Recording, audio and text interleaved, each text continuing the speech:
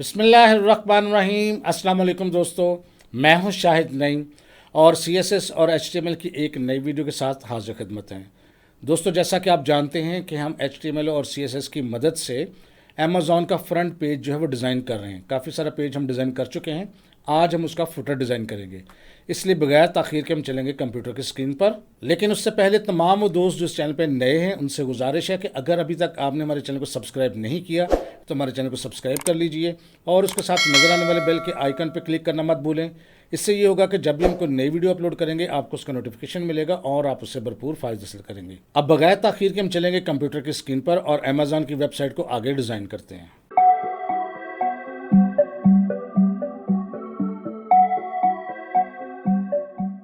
तो दोस्तों, इस वक्त हम अमेज़ॉन की उस वेबसाइट पे मौजूद हैं जो हम डिज़ाइन कर रहे हैं और यहाँ तक हम डिज़ाइन कर चुके थे और जो इसकी ओरिजिनल वेबसाइट है वो भी आपके सामने है। और उसके नीचे यहाँ पर हम जो फुटर नज़र आ रहा है, यानी यहाँ पर ये जो बैक टू टॉप लिखा हुआ है, यहाँ से इसको हम डिज़ाइन करना शुरू करेंगे।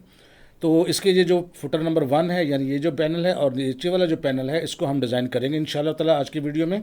तो सीधा चलते हैं HTML की फ़ाइल पर और उसमें कुछ तब्दीलियाँ करते हैं।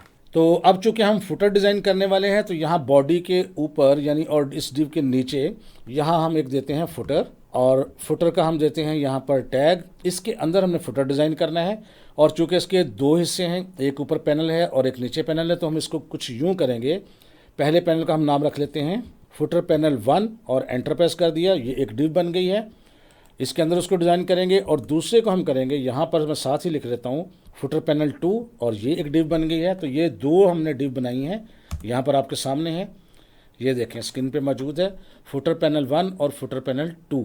अब फुटर पैनल 1 के अंदर क्या लिखा हुआ है वो देख लेते हैं ज़रा। ये देखें यहाँ लिखा हुआ है बैक टू टॉप और ये हमारा पैनल 1 है और ये हमारा पैनल 2 है। फुटर पैनल 1 के अंदर हम लिख देते हैं बैक टू टॉप और कंट्रोल S से सेव करते हैं। अब हम जल्दी से इसकी स्टाइलिंग ऐड करते हैं, लेकिन उससे पहले ये देख लें इसका कलर कौन सा और इसकी हाइट कितनी है। तो इसके अंदर इसको इंस्पेक्ट करते हैं, राइट क्लिक करके यहाँ पर इंस्पेक्ट करते हैं। यहाँ पर अगर एरो को सेलेक्ट करके इस पर क्लिक करते हैं तो ये देखें इसकी हाइट दिखा रहा है यहाँ पे 49।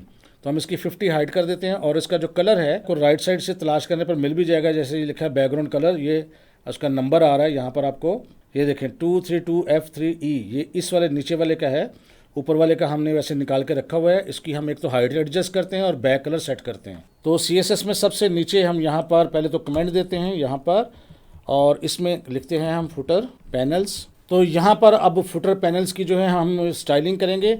अगर आपको नाम याद है तो ठीक, वरना HTML में जाके आप देख सकते हैं। ये देखें फुटर पैनल 1 हमने इसका नाम रखा हुआ है, इसको मैं यहाँ से कॉपी कर लेता हूँ और स्टाइलिंग में जाके यहाँ फुल स्टॉप डाल के मैंने इसको पेस्ट किया ताकि स्पेलिंग की मिस्टेक ना हो। ब्रैकेट्स के अंदर सबसे पहले हम इसकी देते हैं हाइट, तो हाइट मैं इसकी कर देता हूँ 50 पिक्सल्स जैसे हमने देखा था। फिर बैक कलर मैंने निकाल के रखा हुआ है #37475E, हमने इसका कलर निकाला हुआ है।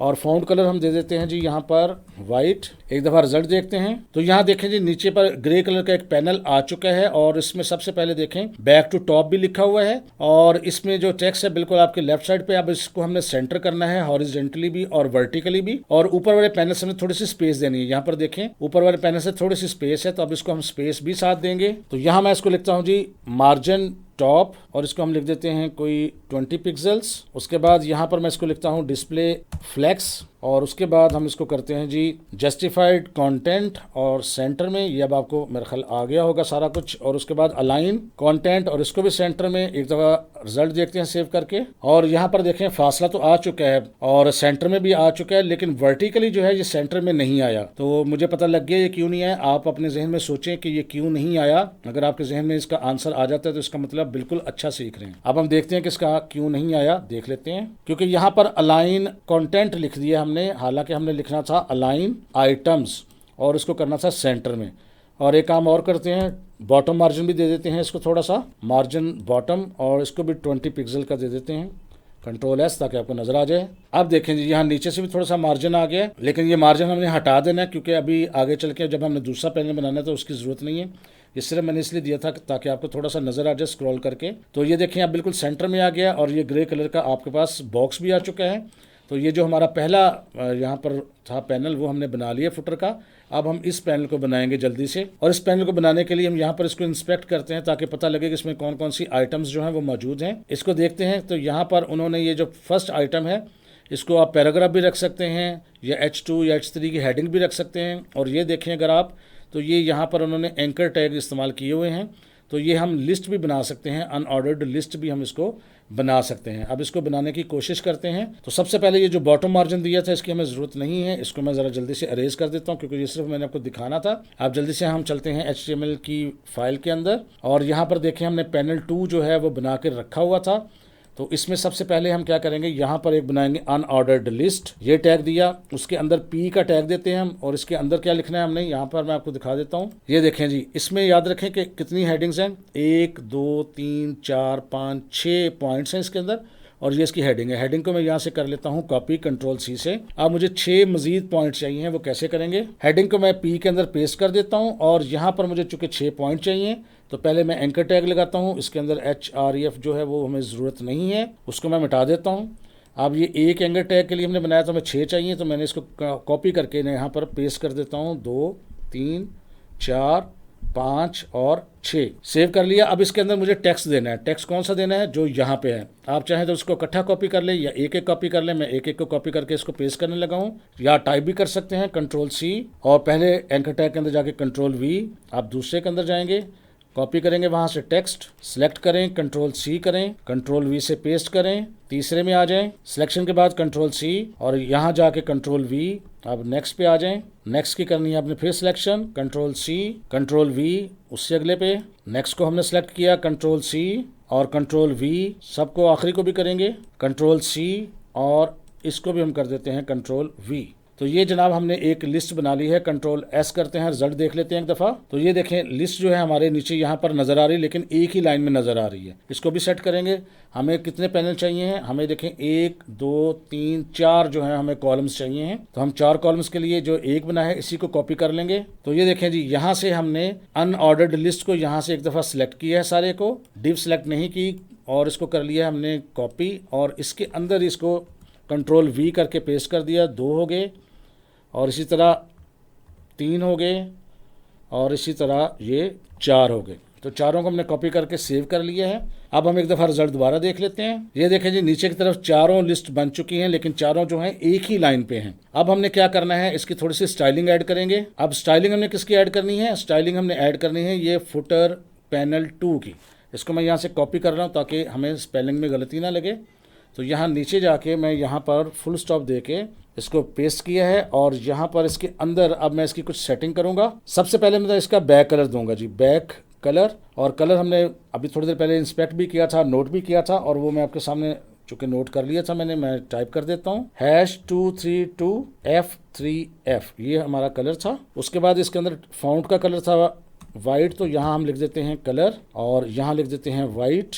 उसके बाद इसकी हाइट जो है मैं अंदाजे से दे देता हूँ, कोई 400 पिक्सल दे देते हैं, फिर देख लेते हैं कम ज़्यादा करके। एक दफ़ा इसका रिजल्ट भी देख लेते हैं। ये देखें हमारे ग्रे बन चुके हैं, नीचे बॉक्स जिस तरह ये था उस तरह का बॉक्स हमारा बन चुका है, लेकिन ये भी लाइनों में होना है, इसको कॉलम्स में आना है। वो कैसे करेंगे, अच्छा एक चीज़ और हम करेंगे थोड़ा सा। ये देखें, अगर ये जो बैक टू टॉप है इसका फॉन्ट थोड़ा सा छोटा है, हमारे का थोड़ा सा बड़ा है, इसको भी छोटा कर सकते हैं हम, साथ छोटा भी इसको भी कर देते हैं। तो यहाँ पर ऊपर पैनल 1 में मैं सिर्फ ये लिख देता हूँ फॉन्ट साइज़, और इसको मैं लिख देता हूँ पॉइंट, थोड़ा सा करना है 9 रैम। तो ये थोड़ा सा छोटा हो गया, रिजल्ट देख लें। तो ये देखें फॉन्ट साइज़ थोड़ा छोटा हो गया है, यहाँ पर देखें अब सही है। अब हम इसको कॉलम्स में करते हैं। कॉलम्स में करने के लिए क्या करेंगे, ये जो एंकर टैग्स हैं इनको हम क्या करेंगे, हम यहाँ पर इनको अनऑर्डर्ड लिस्ट को कर देंगे यहाँ पर डिस्प्ले ब्लॉक में। तो यहाँ पर उसको कॉलम्स में करने के लिए हम क्या करेंगे, हम कहते हैं जो अनऑर्डर्ड लिस्ट है उसके जो एंकर टैग्स हैं, तो इस तरह हमने इसको लिखा, ब्रैकेट्स में उसकी कोडिंग करेंगे। सबसे पहले हम उसका लिखेंगे डिस्प्ले, और उसको लिख देते हैं यहाँ पर आगे से ब्लॉक, Ctrl+S करते हैं। अब रिजल्ट देख लेते हैं एक दफ़ा। ये देखें जी, डिस्प्ले ब्लॉक करने से वो अलग अलग लाइनों में तो आ गया। अब अगर हम ये जो ग्रे बॉक्स है हमारा, इसको अगर डिस्प्ले फ्लेक्स कर देंगे तो ये क्या होगा, ये मुख्तलिफ लाइनों, एक लाइन में असल में आ जाएगा, मुख्तलिफ लाइनों में आने की बजाय।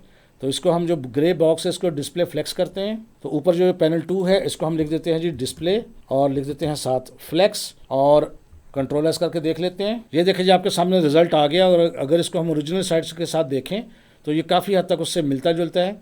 दो काम हमने करने हैं, एक तो इनका आपस में फासला ज़्यादा करना है और एक हमने इसका टॉप से भी फासला ज़्यादा करना है। तो पहले हम इसका आपस में यहाँ पर फासला ज़्यादा करते हैं। तो फासला ज़्यादा करने के लिए यहाँ पर हम लिखते हैं जी जस्टिफाइड कंटेंट और उसमें लिख देते हैं स्पेस इवनली और कंट्रोल एस कर लेते हैं। रिजल्ट देखते हैं जी, ये देखें अब हमारा कुछ इससे मिलता जुलता रिजल्ट आ गया है। अब हमने टॉप से उसका फासला भी ज़्यादा करना है, यानी ये जो हमने पैराग्राफ लिखा था उसका फासला ऊपर से कुछ हमने नीचे की तरफ करना है ताकि यहाँ पर फासला आ जाए। वो कैसे करेंगे जी, पैराग्राफ को मार्जिन देने की बजाय हम ऑर्डर्ड लिस्ट को मार्जिन दे देते हैं, ये ज़्यादा बेहतर है। तो यहाँ पर ब्रैकेट्स के अंदर हम लिख देते हैं मार्जिन टॉप और कोई 30 पिक्सल्स का हम मार्जिन दे देते हैं। कंट्रोल एस करते हैं, रिजल्ट देखते हैं जी, ये देखिए ऊपर से भी मार्जिन आ गया। अब एक हमने काम ये करना है कि यहाँ पर इन चीज़ों को भी फासला देना है और एक काम और भी है कि यहाँ पर ये देखें ऊपर वाली हेडिंग जो है वो थोड़ी सी बड़ी है और नीचे वाले टेक्स्ट जो है थोड़ा छोटा है। अब हम क्या करेंगे, अब ये जो एंकर टैब था जहाँ इसको डिस्प्ले ब्लॉक किया था, यहाँ इसको फाउंट साइज़ भी कर देते हैं और फाउंट साइज़ जो है हम इसका कर देते हैं जी 0.9 पिक्सल्स और मार्जिन इसको दे देते हैं टॉप से कोई 10 पिक्सल्स। अच्छा, ये जो फाउंट साइज़ है 0.9 पिक्सल नहीं करना, हमने इसको 0.9 रैम करना है क्योंकि पिक्सल्स करेंगे तो बहुत छोटा हो जाएगा, वो तो 1 पिक्सल से भी कम हो जाएगा। जो मैं आपको करके बल्कि दिखा भी देता हूँ, ये देखें बिल्कुल छोटा छोटा हो गया, नज़र भी नहीं आ रहा। तो हमने इसको 0.9 रैम करना है ताकि स्क्रीन बड़ा छोटा होने पर इसका साइज़ भी बड़ा छोटा हो जाए। अब रिजल्ट देखें जी, अब देखें बिल्कुल उससे मिलता जुलता रिजल्ट है। लेकिन एक चीज़ और अगर आप गौर करें तो यहाँ पर ये जो नीचे पॉइंट्स लिखे हुए हैं इनका कलर थोड़ा ग्रे ग्रे है और इसका जो कलर है वो वाइट है। अगर इसको हम इंस्पेक्ट करें तो यहाँ पर देखें जब हम इसको सिलेक्ट करते हैं तो इसका कलर हमें वो दे रहा है वाइट और जब इसको हम सेलेक्ट कर रहे हैं तो वो कलर दे रहा है ग्रे और इसका कोड क्या है #DD. अब हम इसका कलर भी चेंज करेंगे। तो यहाँ पर मैं लिखता हूँ जी कलर और #DD. कंट्रोल एस करते हैं, रिजल्ट देखते हैं जी। अब देखें ये उसका रिजल्ट जो है ज़बरदस्त हो गया, उससे बिल्कुल मिलता जुलता हो गया। ऊपर वाला जो है वाइट है और नीचे वाला जो है वो ग्रे है। अब आपके सामने तकरीबन उससे मिलता जुलता रिजल्ट है। अगर आप चाहें तो उस ऊपर वाले को फ़ॉन्ट को थोड़ा सा बड़ा भी कर सकते हैं और बोल्ड भी कर सकते हैं। उसके लिए आप ये भी कर सकते हैं, यहाँ लिख सकते हैं कि यूएल का जो पैराग्राफ है उसको क्या करें, फ़ॉन्ट साइज़ 1.2 रैम और यहाँ पर लिखते हैं फ़ॉन्ट वेट और इसको बोल्ड करके देखते हैं अच्छा लगता है या नहीं। रिज़ल्ट देखते हैं जी। अब देखें जी उससे कुछ मिलता जुलता है लेकिन थोड़ा सा साइज़ अभी बड़ा हो गया है मेरे ख्याल में। तो या तो उसको 1 रैम कर देते हैं या 1.1 रैम कर देते हैं। तो 1.1 रैम कर देते हैं हम लोग, थोड़ा सा बड़ा हो जाए। अब देखें जी ये हमारा रिज़ल्ट है और ओरिजिनल साइट का रिज़ल्ट ये है। अब फ़र्क सिर्फ ये है कि यहाँ पर आपको ये सारे के सारे टेक्स्ट जो हैं ये चेंज करने हैं इस तरह के, लेकिन अगर मैं कॉपी पेस्ट करूँगा तो काफ़ी टाइम लगेगा। मैं सिर्फ आपको हेडिंग्स जो हैं वो जल्दी से कॉपी कर देता हूँ, बाकी आप खुद भी कर सकते हैं। तो HTML में जाते हैं जी, यहाँ पर ये देखें ये पहली हेडिंग थी, इसको हम छोड़ देते हैं और ये इसकी दूसरी हेडिंग है। हम इसके लिए डाटा कॉपी करेंगे तो यहाँ से दूसरी डाटा कॉपी कर लेंगे कंट्रोल C से और यहाँ सेकंड वाले पैनल पे हम जाके हेडिंग में पैराग्राफ में इसको कर देंगे पेस्ट। अब हम थर्ड वाला पेस्ट करके कॉपी करके लेके आएंगे। ये देखें जल्दी से मैंने इसको सिलेक्ट करके कॉपी किया और यहाँ थर्ड वाले की जगह पर इसको मैंने पेस्ट कर दिया। अब फोर्थ करेंगे, ये देखें सिलेक्ट किया इसको मैंने कंट्रोल C से कॉपी किया और यहाँ आखिरी वाले पर हमने इसको कर दिया पेस्ट। तो कंट्रोल S करके रिज़ल्ट देखते हैं जी। अब देखें ये हमने रिज़ल्ट बना लिया और ये काफ़ी हद तक आप देखें इससे मिलता जुलता है। और अब आपने ये जो बाकी एलिमेंट्स हैं ये खुद से कॉपी और पेस्ट कर लेने, क्योंकि सिर्फ कॉपी पेस्ट करना है और हमारा काफ़ी ज़्यादा टाइम लगेगा अगर हम इसको करने की कोशिश करेंगे।